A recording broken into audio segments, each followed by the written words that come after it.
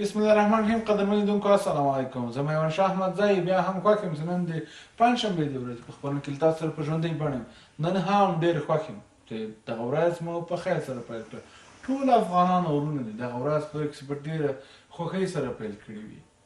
زه تر نورو اونیو پورې نن په دې اونۍ کې په دې ورځ ډېر زیات خوشحاله یم. خدای په هر انسان باندې رحم کوي او موږ به له خپل الله تعالی نه شکرګزاره یو او هر لحظه شکر باسو چې موږ په اسلام منلی، موږ افغانان یو، موږ مسلمانان یو او موږ روژه نیولې. دغه روژه دې خدای د صلح روژه کړي، خدای دې پر برکته روژه ولري. د دغې روژې د پای سره خدای وکړي افغانستان ته د صلح راسي. موږ هر افغان د صلح تږي یو، هر افغان د هغه ورځې په هیله وي چې موږ د افغانستان هر ګوټ هرې سیمې ته سفر وکړو او په هره سیمه کې د هر افغان رور خور مور پلار مشر کشر په خوله خندا وګورم. د هیڅ افغان په کور کې د ژړا غږ نور وانه اورېدل شي، د هیڅ افغان خور مور او لور په سترګو باندې وښکاره نه شي. د هر افغان په خوله باندې خندا وګورو. د دغه ورځې په هیله یو له چارواکو نه او د ملي وحدت له حکومت له ټولو افغانانو نه هیله کوم یو لاس دې شي او دغه افغانستان ته د صلح راولي. ما سره به نن هم ډاکټر منصور ملاخیل په خپرونه کې دی هم د کوچن لوزې نه ټاکنو ته یعنې دی کاندید پارلمان ته. دوی نه تنها دوی د کوچن لوزې نه ډېر شمېر کاندیدان ول. دوی اعتراض لري چې د موږ رای کې تقلب شوی یا درغلي شوې ده. دوی غواړي هغه رایه چې باطل اعلان شوي دي په هغه رایو باندې بیا کتنه وشي تر څو پاکې او ناپاکې رایې وښودل شي. ښاغلی ډاکټر صاحب منصور له کله نه چې زه هم پیژنم په ډاکټري مسلک کې هم خلکو ته ډېر خدمتونه کړي او بیا هم په دې اند باندې دغه پارلمان دغه څوکۍ ته دی ځان کاندید کړی د خلکو د غوښتنې په اساس. د ویلې زه به د هر افغان غږ د ملت له کوره خلکو ته چې کوم د هر افغان حق به له حکومت نه غواړم.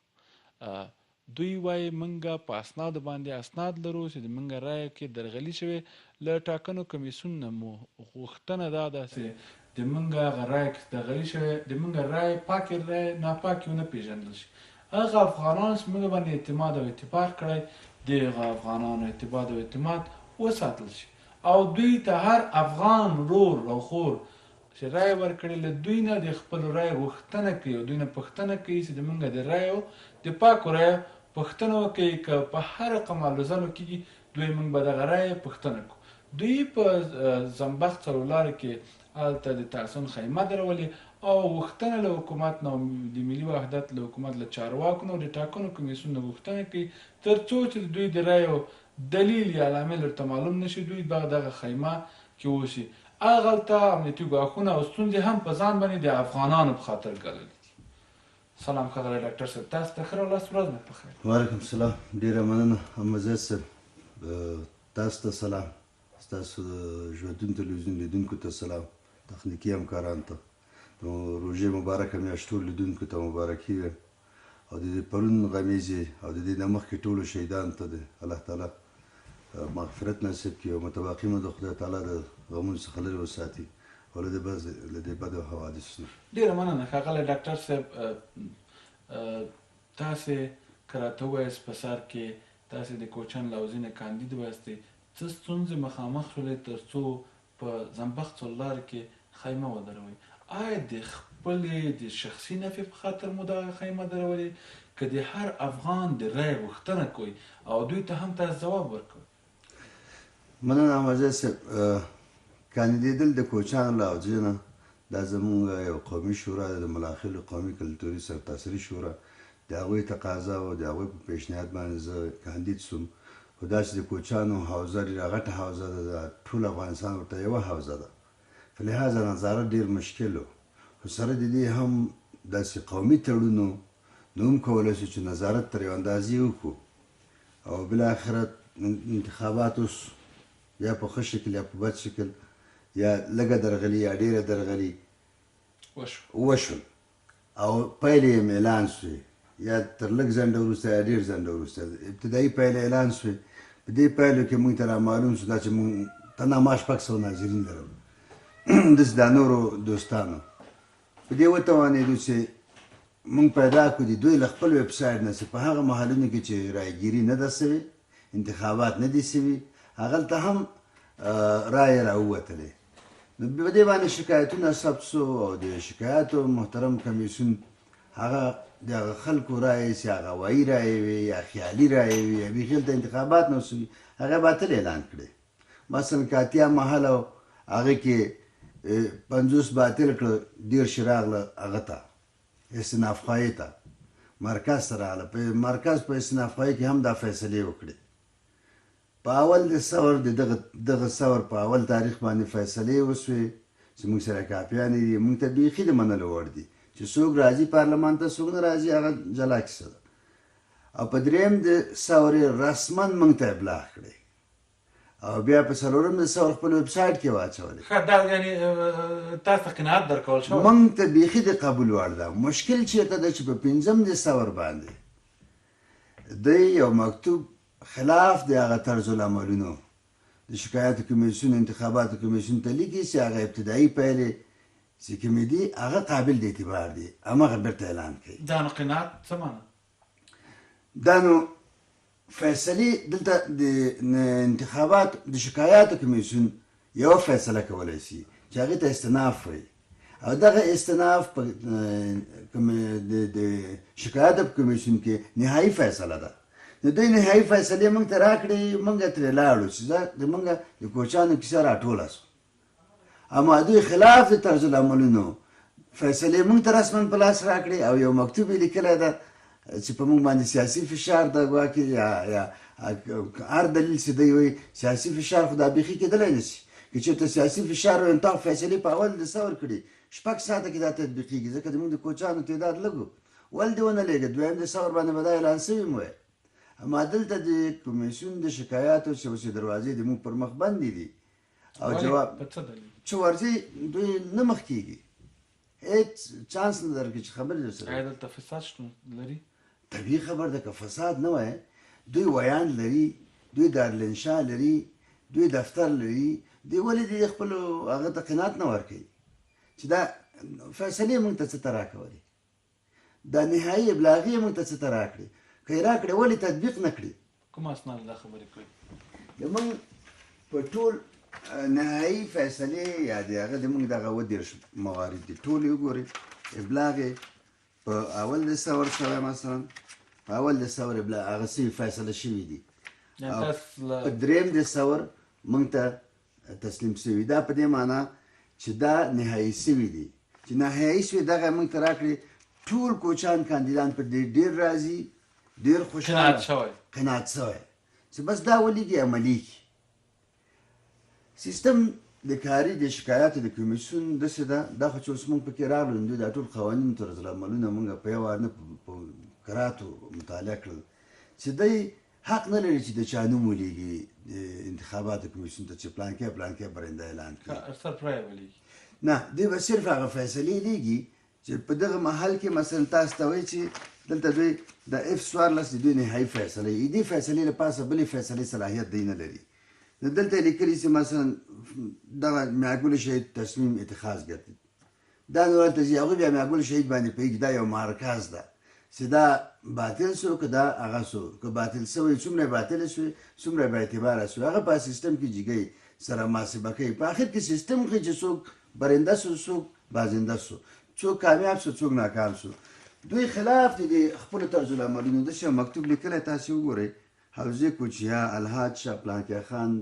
خان دویم دریم دا کسان په هغه لیست کې ستاسو ته قناعت درکول شوی د دې نومونه ول نه په دغه فیصلو کې 4 کسان له دې لیست نه وتلي دي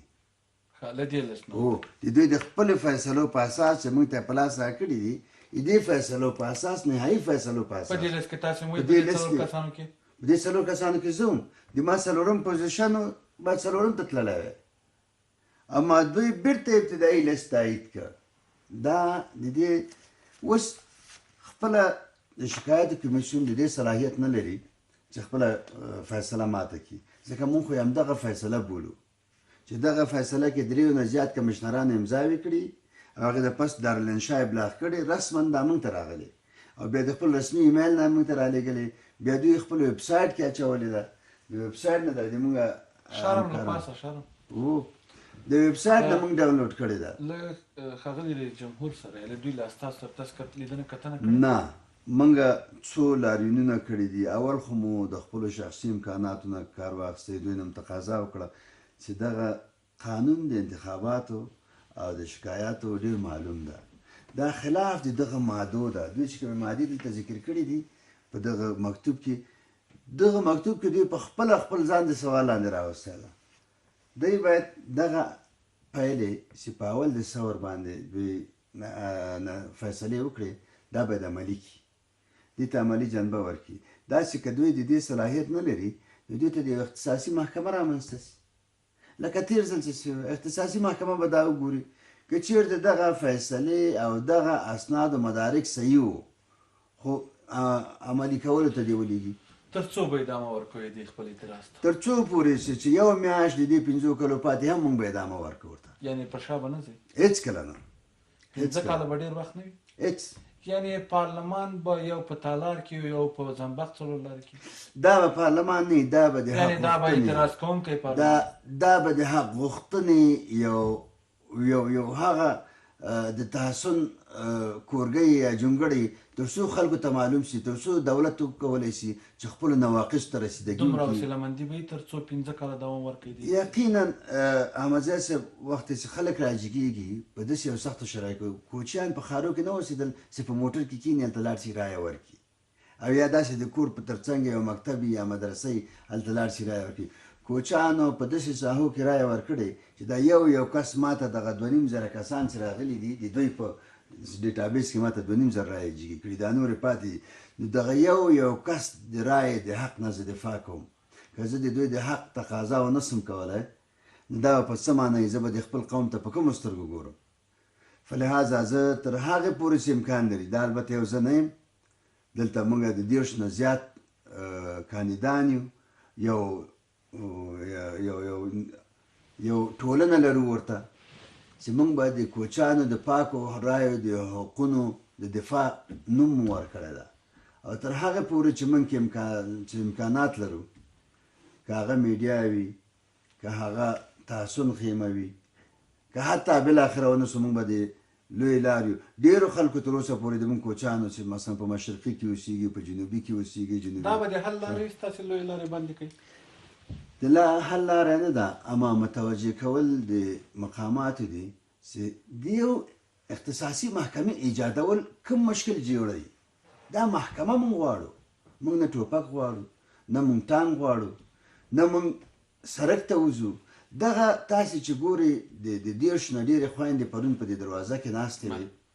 ایا څه به د رئیس جمهور کوم شوي وی چې خپل استازی رالېږلی استاد څه غواړئ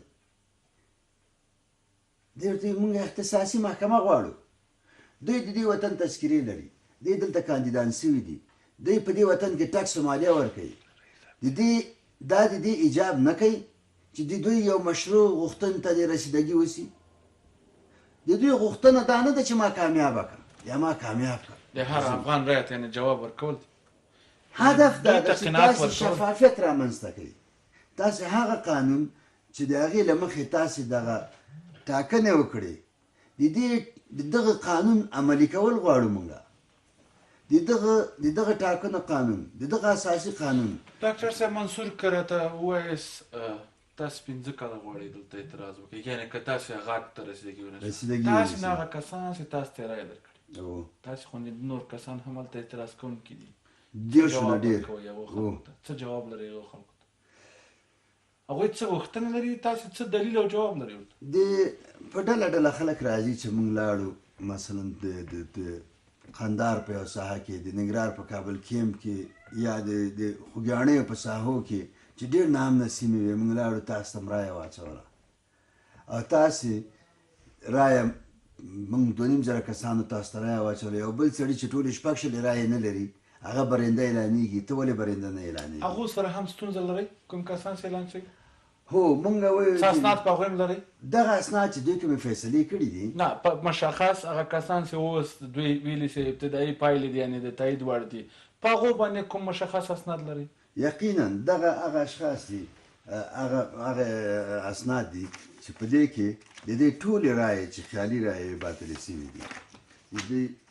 دا یو هغه څه وګورئ سند په دې د دې هلته تللي دي ورته لیکلي چې په دغه ځای کې بیخي انتخابات نه دي شوي دغه شخص څارنوالۍ ته معرفي شوی ده په یو فیصله کې نه ده په دوو فیصلو کې هم دي په دې ټولو فیصلو کې دغه اشخاص چې اوس پارلمان کې ناست دي دا د دغه کمیسیون لخوا نه څارنوالۍ قضایي او عدلي ارګانونو ته معرفي شوي مشخص له دغو اشخاص سره تاسو شخصي مشکل یا د رایو مشکل لري؟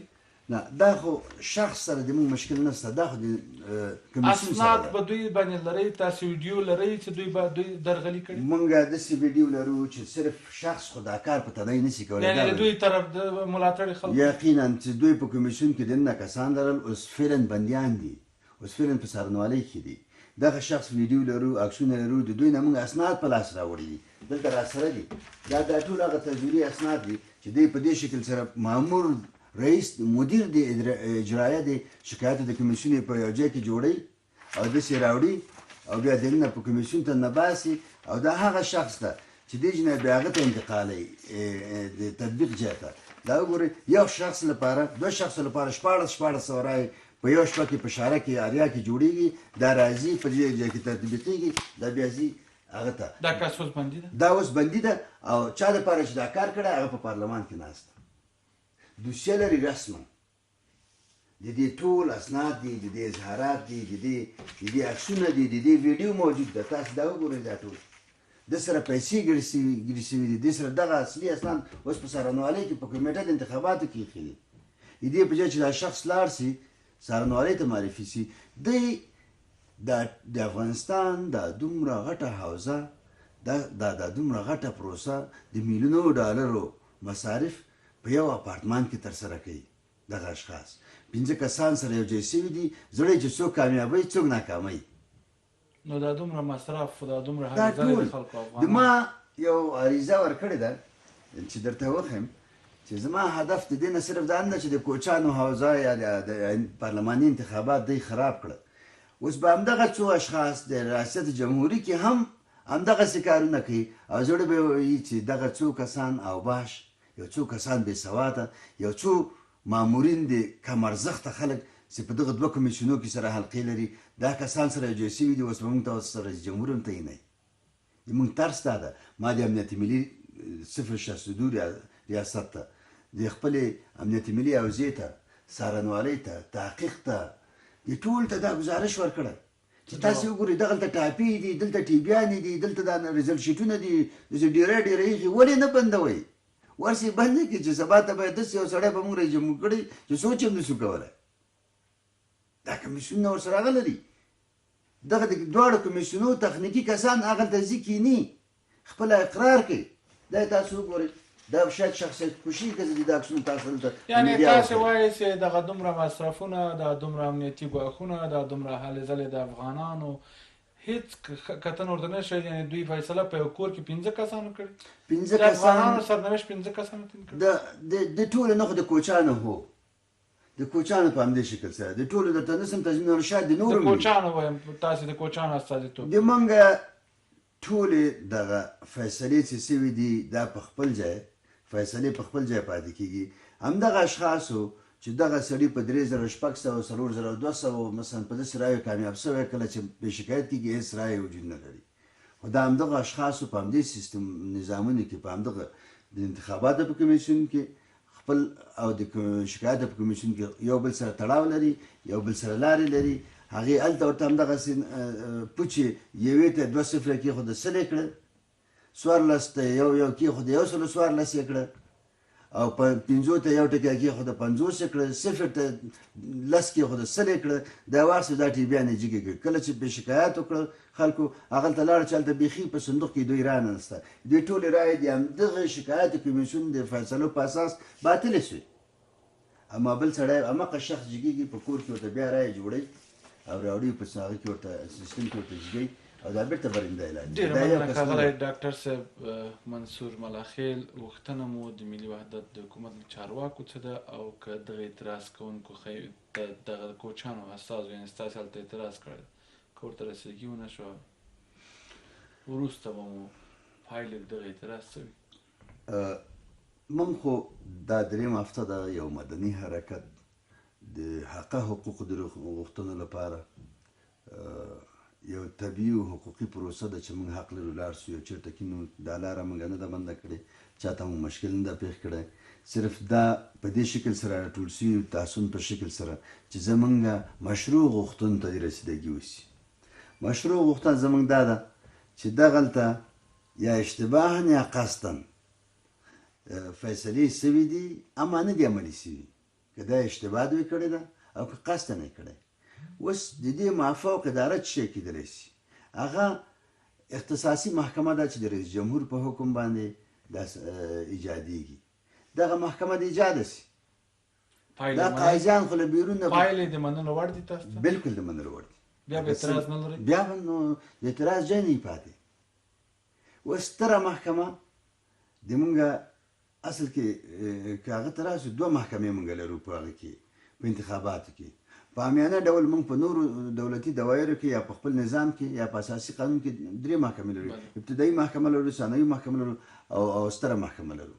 مونږ په انتخاباتو کې بیا دوه محکمې لرو. ابتدایي محکمه مو ولایتي فیصلې دي او نهایي فیصله مو د استناف فیصله ده. وخت چې موږ ته د استناف فیصلې وشوي او رایه کړې او څوک یې نه عملي کوي نو موږ به چا ته ځاړو، چا ته به غږ کوو؟ دغه ملي معنوي پلار ده د دې ملت. له دې نه متقاضا دا ده چې اختصاصي محکمه دې جوړه کړي، دغه ټول اسناد به موږ ورته ورکړو. که دوی وویلې دی چې هر څه فیصله وکړه هغه د منلو وړ. ډېره زیاته مننه. پیغام مو څه ده؟ پیغام مو دا ده چې هغه کسان چې دغه ملي پروسه تخریبوي او تخریبه کړې ده او اوس د حکومت په منګولو کې دي، د پولیسو په چوکاټ کې دي، په څارنوالۍ کې دوی دي، دې ته د جدي رسیدګي وشي، علني رسیدګي دې وشي، تر څو دا نور مامورین چې دلته کار کوي هغه له دوی نه پند واخلي او راتلونکي انتخابات دې موږ په دغسې بې شرمۍ شکل سره ونیسي کوم چې د پارلمان انتخابات وشي. ډېره زیاته مننه. مننه له تاسو نه. قدرمن لیدونکو، زه به یو لنډې دمې ته وروسته له دمې هم له ما سره پاتې شئ. بیا هم ښه راغلاست لیدونکو. قدرمن لیدونکو، تاسې په څو اونیو کې د روغتیا د وزارت نه اورېدلي دي چې په کابل کې د سرطان مرکز یا د روغتیایي مرکز هلته جوړ شو. هغه کسان چې په سرطان مرض باندې اخته یا روږدي ول هغوی ته هم اوس رسیدګي کېږي او مخکې به ځینې مریضان تلل نور همسایه ملکونو ته د دیالیزم یا د ګردو تکلیف په خاطر باندې. اوس دلته دیالیزم یا دغه د ګردو مرض هم په د کابل په روغتونونو کې، په دولتي روغتونونو کې ورته رسیدګي کېږي. مثلا نن هم په خپرونه کې ډاکټر صاحب نظام الدین جلیل د کابل د شفاخانو رئیس را سره په خپرونه کې دی به راته د کابل او د ولایت د روغتونونو په اړه معلومات راکړي. سلام به شما رئیس صاحب، خوش آمدین، روزتان بخیر. تشکر. سلام به شما و بینندگان عزیز تلویزیون جواندون. سلامت باشین. اگر در اول بگین بریم شفاخانه‌ای که به خاطر مرض سرطان ایجاد شده رسیدگی به مریضا شده و تا به حال چقدر کسان مراجعه کرده تا مشخصا تا حد توان برشان رسیدگی کردید؟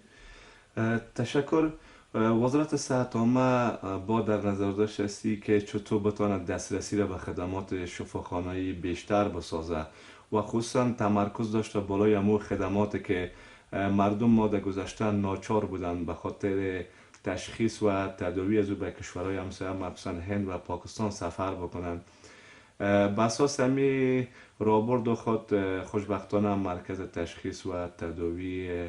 امراض سرطانی را در کشور بنا نهاد که مرکز فعلا در شفاخانه جمهوریت فعال است و ارقامی که ما داشتیم در جریان 3 ماه گذشته در حدود 600 نفر ما داخل بستر داشتیم در این بخش سرطان و در حدود 1800 نفر مریضایی بوده که تداوی سراپا شدند. یعنی 600 نفر سرطان داشت؟ بله، اونا در حدود 600 نفر مریضانی که داخل بستر شدن و ای چونی پروسه تداوی امراض سرطانی نسبت به سایر امراض فرق میکنه، از او خاطر اینا به خاطر تداوی به مو اشکالی که ایجاب میکنن مراجعه میکنن. او مریضایی که ضرورت است ایجاب بستر میکنه اونا داخل بستر گرفته میشن و توسط تقسیم اوقات خاصی که هست تداوی از اونا صورت میگیره و مریضای دیگه هستن که سراپا معاینه میشن و به خاطر معاینات بعدی باز توصیه که دکتران بخش مربوطه برشان میکنن بعد از او باز دوباره مراجعه میکنن که فعلا این خدمات در شفاخانه جمهوریت فعال است و وزارت صحت عامه تلاش میکنه که تا این خدمات به شفاخانه های حوزوی هم وسعت بده. ما کسایی هم داریم در افغانستان که بی وضاحت هستند، اونا نمیتونن به ممالک همسایه سفر کنند. شما مراکز را ایجاد کردین در شفاخانه های کابل که اونا دیالیزم یا مرض گرده یا اونا همین مشکلی که دارن این مریضا و پایوازایشان نمیتونن که به خاطر فقر و اقتصادش اینا را انتقال به ممالک همسایه. شما تو یک سیستمی را هم در شفاخانه به خاطر مرض دیالیزم یا گرده ایجاد کردین؟ بله، خدمات همودیالیز که مربوط به امراض گرده میشه هم فعال است فعلا در شفاخانه جمهوریت و در شفاخانه حوزوی ننگرهار و قرار است که ما این خدمات به سایر شفاخانه ها هم به اصطلاح وسعت بدیم. از نبود همین خدمات هم مردم ما در گذشته ها مجبور بودن برن به طرف کشورهای همسایه. خوشبختانه همین خدمات فعلا در داخل کشور بر از اینا مهیا است و مراکز همودیالیز در شفاخانه جمهوریت، در شفاخانه حوزوی ننگرهار برای مراجعین ما باز است و روزانه به تعداد زیاد از اون هموطنان ما که به امراض گرده دچار هستند و نیاز دارن که تا خدمات دیالیز برای آنها انجام شود، این خدمات برای اونها انجام میشه و وزارت صحت عامه تلاش داره که بتونه همین خدمات به سطح شفاخانه حوزوی هم انکشاف بده تا دیگه مردم ما به اصطلاح به خاطر خدمات همودیالیز از ولایات دور سرگردان نشن که به مرکز بیان. فقط در سطح هر شفاخانه حوزوی ما بخیر تصمیم داریم خدا خواسته باشه این خدمات فعال بسازیم که همون ولایاتی که مربوط همون حوزه است به نزدیکترین شفاخانه حوزویش مراجعه بکنن تا این خدمات برشان صورت بگیره. شما من حیث رئیس شفاخانه های دولتی کابل و ولایت رسیدگی کردین در کابل، شما نظارت میکنین از شفاخانه که چقدر به مریض و مریضدار رسیدگی میشه؟ خوشبختانه پلان‌های نظارتی بسیار منظم وجود داره. به اساس همین پلان‌های نظارتی ما از شفاخانه ها هم بازدید از طرف روز داریم و هم تقسیم اوقات بسیار مشخص تهیه شده که هر شب تیمای نوکری والی ما موظف هستند حداقل از 3 شفاخانه بازدید بکنن. این بازدیدهای شبانه همیشه جریان داره و بدون شک هر قدر که بازدیدهای نظارتی از شفاخانه ها صورت بگیره به همون اندازه مشکلات و چالش ها شناسایی میشه و به او رسیدگی میشه و این سیستم نظارتی ما توسط تیمای منظم به صورت منظم از شفاخانه ها جریان داره. به شفاخانه نسایی ولادی مثلا رابعه بلخی، ملالای زیرجانتون، مثال دیگه شفاخانه‌ای که در کابل وجود داره، رسیدگی به مریض میشه با خانما. بعضی مردم ها میگه که وقتی که خانم به خاطر ولادت به شفاخانه دولتی مراجعه کنه بدون دلیل عملیات میشه. آیا مشخصا این را تفکیک کردین که باید به این مشکلات هم رسیدگی شد؟ ما با این نظر موافق نیستم. مثلا مراجعین ما که به شفاخانه ها میاین اوجا تحت تشخیص و تداوی قرار میگیرن. بدون شک او مریضایی که ایجاب بکنه توسط تیم مسلکی شفاخانه ها، تیم متخصصین در شفاخانه ها وجود داره. همونجا تصمیم گرفته میشه که آیا واقع نورمال است یا واقعا نیاز به عملیات داره. و یک موضوع دیگر نباید فراموش بکنیم که لود بیشتر کار بالای شفاخانه های کابل تقریبا برای نفوس تا 400,000 نفوس دیزاین شده بود. حالا قسمی که همه ما شما می‌فهمیم که در کابل تقریبا 7 میلیون نفوس زندگی میکنه. تشکیلات شفاخانه های ما تشکیلات گذشته است. مراجعین بیش از حد به شفاخانه ها مراجعه میکنن. مثلا اگر قام خلاص از شفاخانه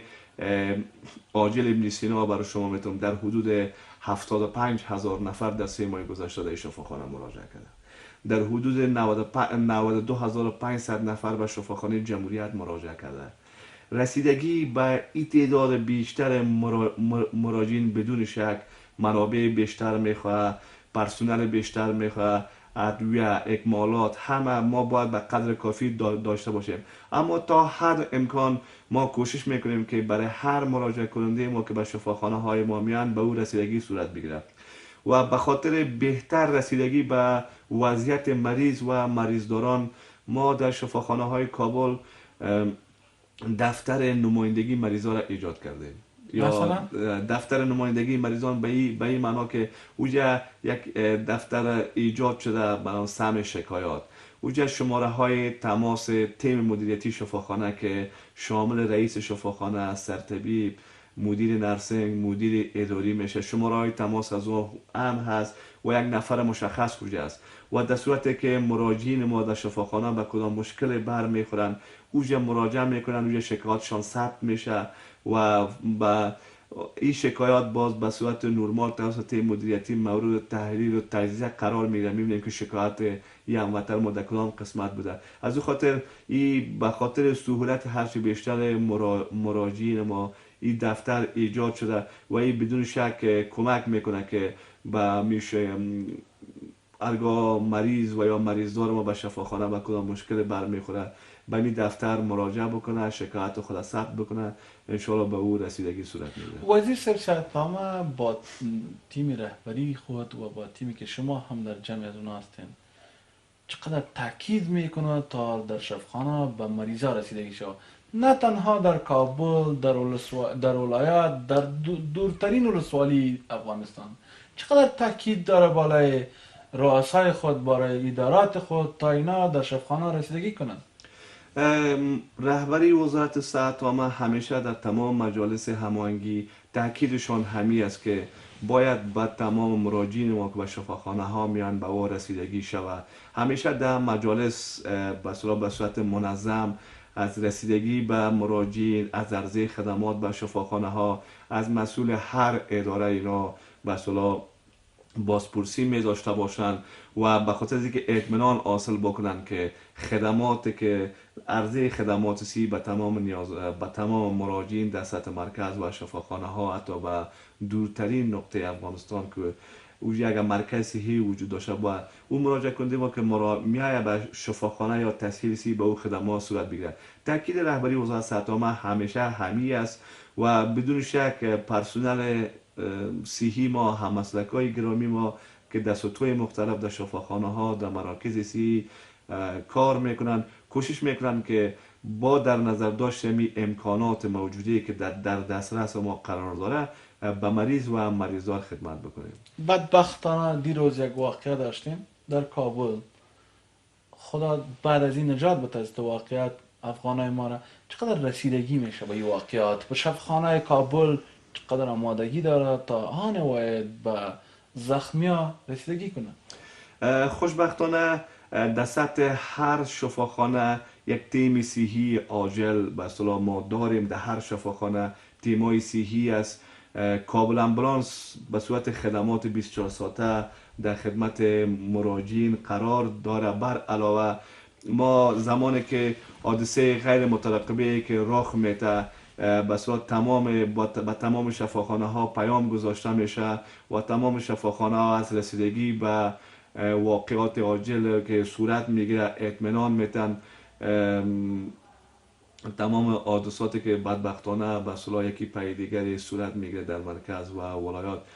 شفاخانه ها آخرین تلاش خود میکنن که به او رسیدگی بکنن. همین حادثه روز گذشته که بدبختانه در کابل اتفاق افتید،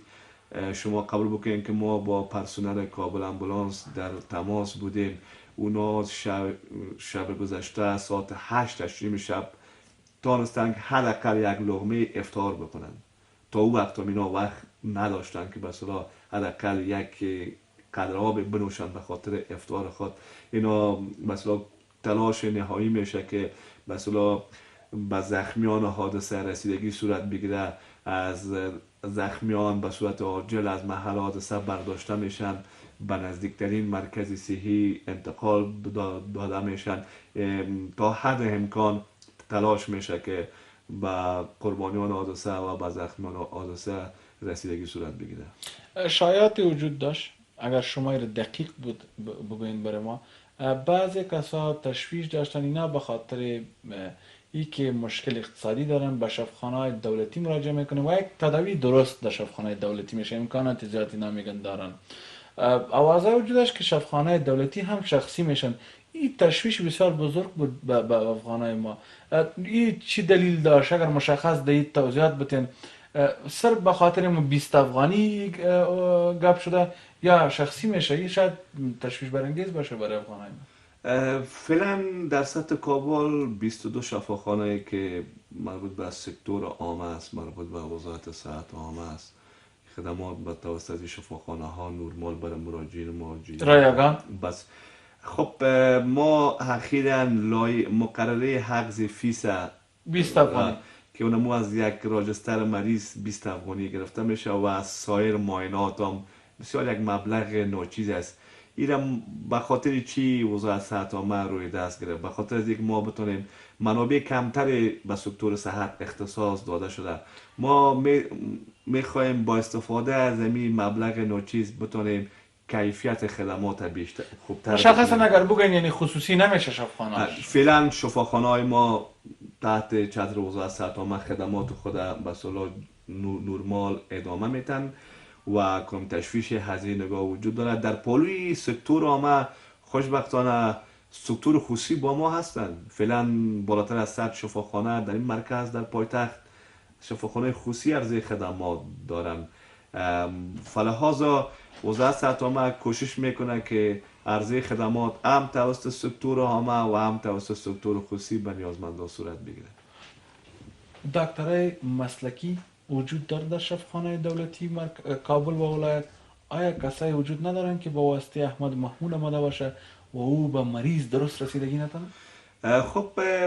در سطح مرکز و ولایات ما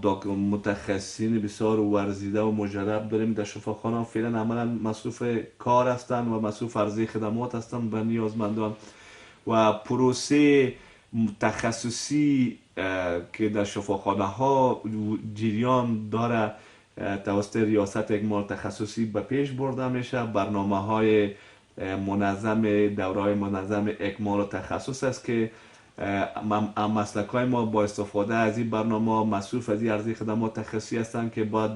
دوره های معین 3 تا 5 ساله اینا باز به رشته خاص میرن به طرف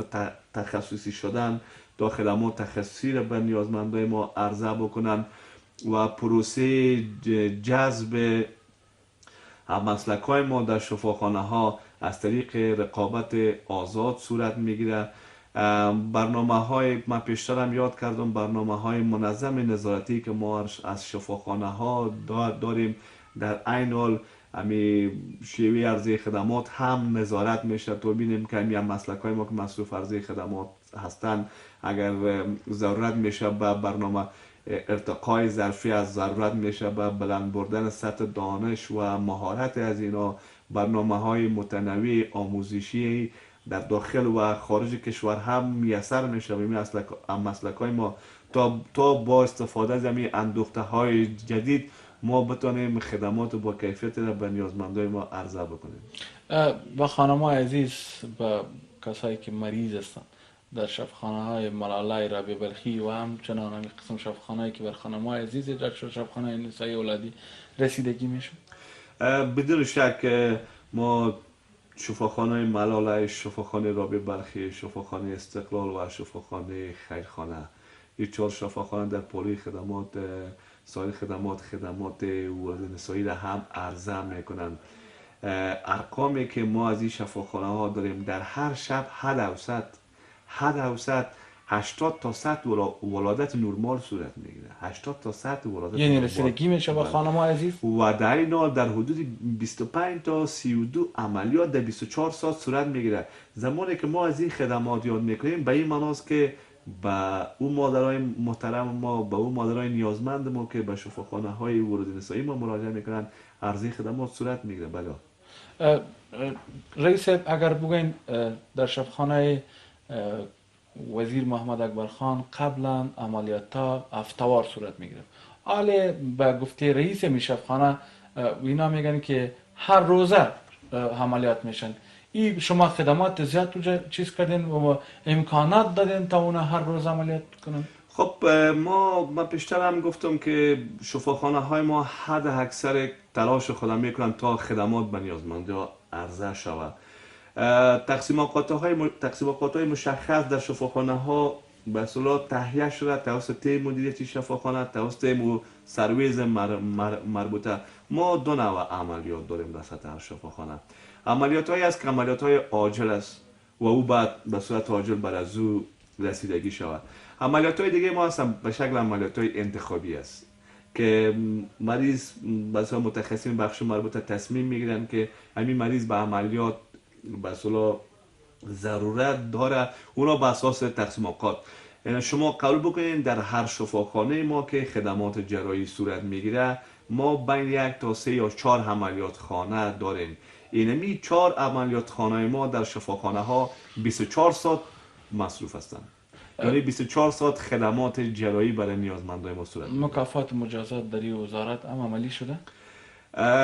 بدون شک رهبری وزارت صحت عامه هم تاکیدش همیشه همی است که ما همیشه بالای اصل مجازات و مکافات به اصطلاح رعایت کردیم.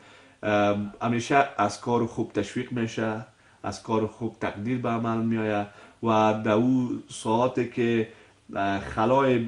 به میان میاد در او شفاخانه ما که اگر مشکل به میان میاد کمیته های بهبود کیفیت ما داریم. او کمیته ها قضیه ها را مرور میکنن. اگر ما به اصطلاح به این نتیجه برسیم که کوتاهی نسبت به قضیه مراجعین مریضای ما صورت گرفته او شناسایی میشه، ما به اصطلاح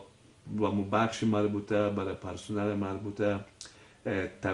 به اون مراحل تادیبی که از اون مراحل تادیبی همیشه در نظر گرفته شده. شما مینای رئیس در شفاخانه وقتی که دید والید کردین چقدر دقیق تفکیک کردین و کسایی که بیرون از وطن مراجعه به ممالک همسایه میکردن آلیو کم شده نسبتا و اوجا برن به این شفاخانه مراجعه میکنه و سهولتایی که در اینجا ایجاد شده؟ خب قسمی که به اصطلاح سروی‌هایی که صورت گرفت، تحقیقاتی که صورت گرفت، یک تعداد زیاد از هموطنان ما به نسبت نبود خدمات تخصصی و کشورهای همسایه مخصوصا پاکستان و هند سفر میکردن. ما خدمات همودیالیز فعال ساختیم، خدمات تشخیص و تداوی سرطان فعال ساخته شد. معاینات تشخیصی مثلا در گذشته سیتی اسکن نبود، حالا فعلا معاینات سیتی اسکن هست. اخیراً شما هم در جریان هستین، رسانه های محترم در جریان هستند که خدمات هیستوپاتولوژی همون معاینات تشخیصی که برای سرطان ها نیاز است او لابراتوار هم فعال شد که در گذشته به خاطر نبود همین خدمات مردم ما سرگردان به بیرون از کشور بودند و فعلا همین خدمات در داخل کشور میشه و یک حسابات ملی صحی نشان ارقامی که اونا ارائه کرده بودند در حدود 280 میلیون دلار هزینه مصارف تداوی هموطنان ما در بیرون از کشور میشد. اما اخیراً که ارقام نشان میده این تقریبا به 240 میلیون دلار کاهش پیدا کرده. به این معنی که امی خدمات داره آهسته آهسته در مرکز کشور به اصطلاح فعال میشه تا ما بتونیم که از رفتن هموطنان بیرون از کشور به اصطلاح جلوگیری بکنیم. تشکر جناب رئیس. توصیه تان به مردم چی است؟ همکاری مردم چقدر شما خواهان هستیم که اینا هم با چپن سفیده و با دکتر صاحبای عزیز چقدر برخورد نیک پایوازه مریض داشته باشه تا اینا درست خدمات ارائه کنه به مریض. ما از طریق همین تلویزیون و تمام هموطنان ما به تمام مریض و مریضای ما اطمینان میتیم که شفاخانه های مرکز، شفاخانه های ولایات در خدمتشان است و پرسنل ما هم مسلک های گرامی ما نهایت تلاش خود میکنن که همون خدماتی که به اصطلاح نیاز است برای از اینا عرضه شود و در این حال از مریض و مریضای ما تقاضا میکنیم که هر زمانی به شفاخانه ما مراجعه میکنن مامو حوصله مندی را داشته باشن. مراجعین بیش از حد در شفاخانه ها و شاید وقت انتظار طولانی شود. امکان داره که در زمان مراجعه در هر بخش کمی با تاخیر خدمات صورت بگیره، به نسبت از اینکه بیش از حد ما مراجعین داریم حوصله بندی خود حفظ بکنن و با پرسنل صحی ما با چپن سفیدای ما همکار باشن تا بتونیم به صورت مشترک به مریض ما خدمت بکنیم و به مریض ما عرضه خدماتی که نیاز است با مو کیفیتی که نیاز است با عرضه خدمات با کیفیت بر از اونا به صورت مهیا بسازیم. و من بازم میگم که در صورتی که مریض داران ما به کدام مشکل برمیخورن دفتر نمایندگی مریضا به در شفاخانه های ایجاد شده، مراجعه بکنن به اوجه، شماره های تماس است، تماس بگیرن، انشاءالله به مشکلشان رسیده میشه. کوتاه بگویم کابل آمبولانس شماره 102 رایگان در خدمت مردم است. کابل آمبولانس با شماره 102 در خدمت مریض و مریضداران ما قرار داره و همیشه هر زمانی که تماس بگیرن ما به خاطر سهولت مریضداران ما استیشن های کابل آمبولانس در نقاط مختلف شهر ایجاد کردیم. هم در سابق در یک نقطه بود تا کابل آمبولانس حرکت میکرد وقت زیاد میرفت. حالا در نقاط مختلف شهر کابل آمبولانس استیشن هایش فعال است و انشالله که به می شماره تماس بگیرن کابل آمبولانس در خدمت شما است. تشکر از شما جناب رئیس که در برنامه با ما حضور داشتین. پیامی اگر داشته باشین در اخیر برنامه مهربانی. بخیر سلامت باشین. من بازم از طریق می تریبیون به نمایندگی از وزارت صحت عامه به صلاح به تمام هموطنان ما، به تمام مراجعین شفاخانه های ما این وعده را میتیم که تا حد امکان در مرده امکانات شفاخانه های ما در خدمتشان است. صحت و سلامتی کامل برای هم مریضای ما میخوایم. تشکر از شما دکتر صاحب نظامالدین جلیل رئیس شفاخانه کابل. تشکر شما. قدرمن لیدونکو له تاسو نه هم مننه د خبرونې تر پای تشریف وکړل ما سره ملتیا وکړه. ممکن ښاغلي رئیس صاحب ویلي چې هر مریض کولی شي د کابل شفاخانو ته مراجعه وکړي، همداسې ولایاتو ته مرکز ته په دولتي روغتونونو ته دوی ته به په هر مهال رسیدګي کیږي. که بیا هم رسیدګي نه کېده د شکایتو شمیرې هلته شتون لري، دوی د خپل شکایت ثبت کړي او په عاجله توګه به د روغتیا وزارت له لورې ورته رسیدګي کیږي. تل دې بیا افغانستان، آباد دې بیا افغانستان، زنده باد افغانستان. تر بیا د خدای په امان، ښې چارې.